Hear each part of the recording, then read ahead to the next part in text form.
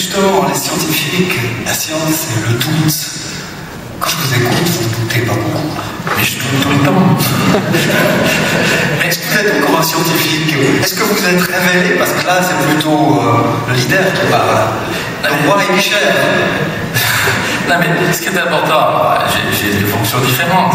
Je vais pas dire à tout le monde que je doute tous les jours, mais comme chacun d'entre nous, on se pose la question des activités qu'on fait, des options stratégiques. Et puis, j'ai encore le plaisir d'aller une fois par semaine dans mon laboratoire. Et là, vous restez très humble, parce que par rapport à la complexité de la nature, et dans particulier mon domaine particulier neurosciences, je peux vous assurer que ça vous remet les pieds sous terre.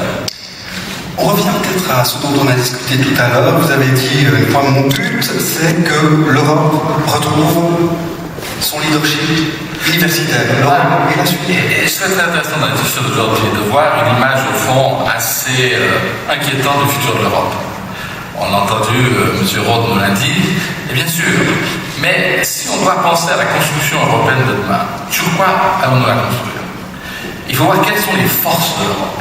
Alors l'Europe, si je prends dans mon domaine, elle a inventé le système académique. D'accord? L'université, le principe universitaire a été inventé. Et puis, elle a perdu son leadership. Juste, on dira, entre les deux guerres. Il est parti aux États-Unis. Il est en train de se développer très fortement en Europe. Mais aujourd'hui, la technologie est merveilleuse. Mais elle a besoin de quoi, la technologie? Elle a besoin d'un contexte. Elle a besoin de contenu. Elle a besoin de quelque chose qui fasse du sens. Et quelle est la force de l'Europe? C'est sa culture.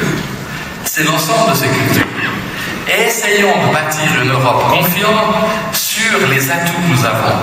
Et quand je parle de l'université européenne de demain, c'est un peu la renaissance de l'université. Prenons, comme nous avons fait à l'EPFL, les bonnes recettes que nos amis américains ont mis sur pied.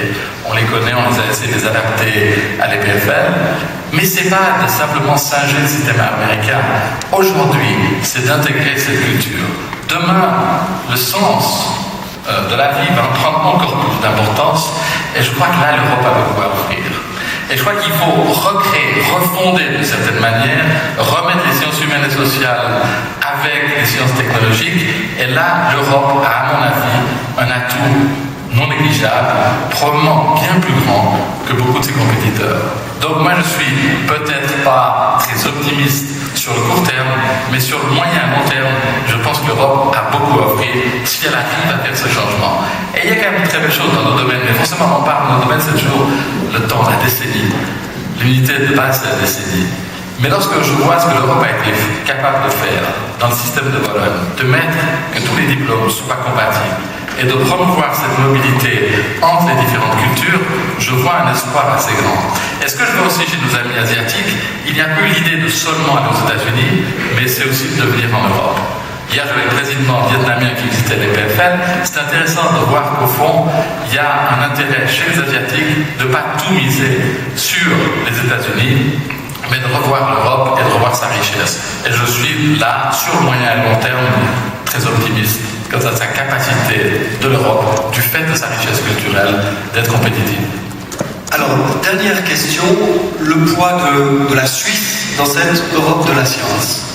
Voilà, si on n'est plus parmi les grands au niveau économique, je dirais que très clairement, au niveau de la science et de la recherche, on fait partie des grandes nations. Tous les indices le montrent, lorsqu'on normalise par le nombre d'habitants, la Suisse est numéro 1 devant les États-Unis, devant Danemark et Israël en 3e et 4e position. Donc, mais on n'a pas cette perception qu'aujourd'hui, la Suisse a probablement la science la plus compétitive au monde. Reste encore de valoriser ces découvertes.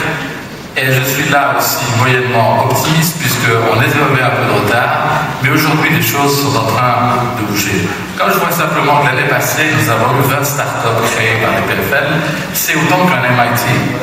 Donc je crois que le problème maintenant, il fallait aussi que les grandes compagnies se passent, mais comme ça, avec Gauss faisant un quartier d'innovation, 8 nouveaux bâtiments, 40 000 mètres carrés sur le campus, et aujourd'hui, il n'est pas fini et il est à 80% plein.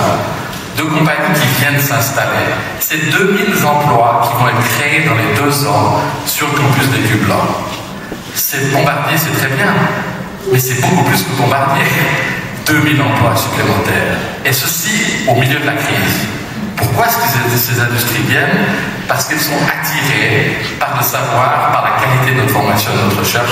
Et je crois que la réelle valeur, la réelle richesse de ce pays, il se base justement sur ce savoir, sur cette matière grise, puisque, comme vous savez, nous ne sommes pas comme la Norvège, nous n'avons pas de pétrole. On dit que peut-être sous le lac Léman, il y a l'espoir d'avoir un tout petit peu de gaz, ce qui nous mettrait dans une excellente situation si, quand on vous investissez une partie de ces choses, si, j'espère, si il va y avoir un peu de gaz dans la formation de la recherche pour justement nous laisser progresser et arriver. Et je crois qu'aujourd'hui, cette région et cet arc lémanique et ce campus lausannois peut être un des meilleurs campus mondiaux.